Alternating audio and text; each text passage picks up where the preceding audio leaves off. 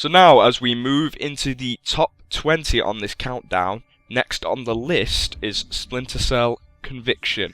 Now, I've been a fan of the Splinter Cell series for quite a while now, and it was kind of hit and miss whether I'd get Splinter Cell or not, because I wasn't too sure on the changes, but then once I played it, I realised, you know, this is actually quite a fun game, and it's not that close to the old ones, but at the same time, you can see sort of the similarities. I mean, you've got still the stealth, obviously, and you've still got some sort of the signature things that made Sam Fisher what he is.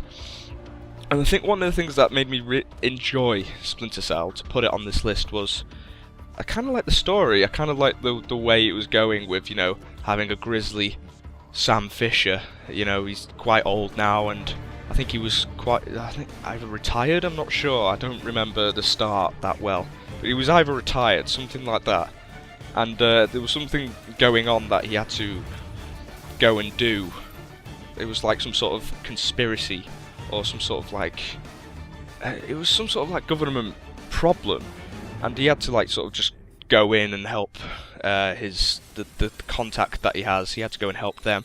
And it turns into this whole sort of just mystery drama, sort of action thriller game, and it was quite awesome just to slink through this game as Sam Fisher once again. And I just feel like the story was a bit of a, you know, it was better than the old ones, I'd say, because, you know, the old ones were pretty heavily based on the stealth aspect of the game, whereas Splinter Cell Conviction really brought in the storytelling, because you wouldn't really catch on to a story in the old games, whereas in Conviction I really knew what was going on at the time. I understood it fully, and it just felt pleasing to get to an end, and the end had a multiple choice as well, which I didn't see coming. I didn't see what was coming most of the time as well. There was quite a few twists, and it was a good story. But moving on from that and going to the gameplay, as I've said, is definitely a lot different from the old ones. It's less, you know, based on complete stealth, and you have the chance to run and gun pretty much, because in the old one you'd have like a very limited amount of ammo, where in this one I think you get quite a bit more, and I think you're just overall a lot better at moving about the place, because in the original I think moving about, like running even slightly, was quite an indicator to set off alarms and all this sort of stuff. But in this one you could slink your way around pretty fast without being noticed, and there was the whole switch cover system where you could just click a button and your guy and Sam would just run into cover instantly. And it was quite a good way of getting around, and it also helped in the multiplayer aspect, which I'll get to in a minute.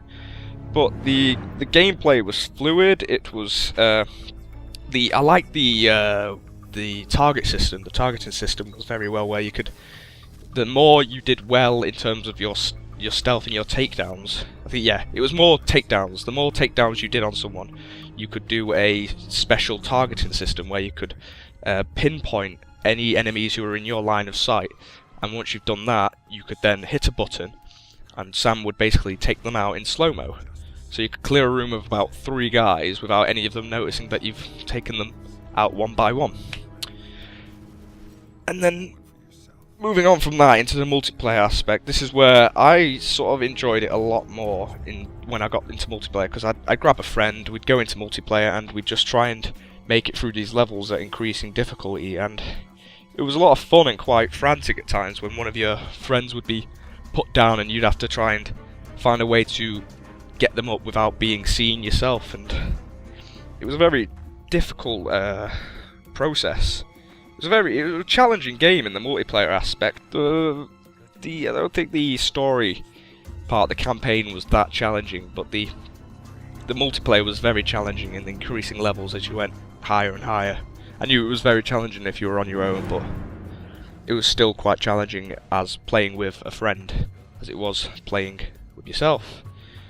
And I think I need to talk a little bit more about this game. I liked that they kept Michael Ironside as the voice of Sam Fisher, and I liked that they brought back some, you know, voice actors. And oh, another thing is the part where Sam Fisher goes absolutely crazy. There's one part where he just goes mental and he starts shooting up the place. It is amazing. That is one of my favourite scenes in the game, and I think it's one of my favourite action sequences in modern day action games, because it just felt epic. I think epic's the only word to describe it. It was just an epic sequence of Sam Fisher shooting up the place. And I think that's all I've got to talk about Splinter Cell. No, I think I've sort of dug up the most I can with this game. So, yeah, number 20 was Splinter Cell Conviction.